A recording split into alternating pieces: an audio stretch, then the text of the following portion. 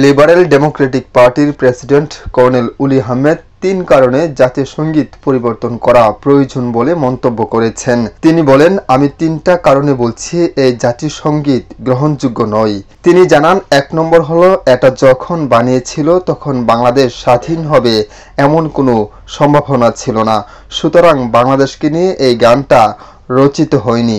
২ নম্বর হলো বাংলাদেশের কোনো নাগরিক এই গানটা রচনা করেনি। ৩ নম্বর হলো এই গানটাতে সুর নকল করা হয়েছে। এরপর তিনি যোগ করেন, এরকমের বিভ্রান্তিকর জিনিসগুলো নিয়ে যদি জাতীয় সঙ্গীত হয় তাহলে এটা আমাদের সমগ্র জাতির জন্য অবমাননাকর। প্রেসিডেন্ট কর্নেল উলি আহমেদ বলেছেন, বাংলাদেশের জাতি ধর্ম নির্বিশেষে আমাদের মধ্যে কোনো ভেদাভেদ নেই। মেজরিটি বা মাইনরিটি বলতে কিছুই নেই। সবাই বাংলাদেশের নাগরিক এবং সবাই সমান অধিকার। আমাদের ঐক্যবদ্ধভাবে সামনের দিকে এগিয়ে যেতে হবে। এর আগে বাংলাদেশের জাতীয় সঙ্গীত ও সংবিধান পরিবর্তনের দাবি জানিয়েছে জামাত ইসলামের সাবেক আমির গুলাম আজমের ছেলে আব্দুল্লাহিল আমান আজিম। এ নিয়ে সামাজিক যোগাযোগ মাধ্যম ফেসবুকে চলে আলোচনা সমালোচনা।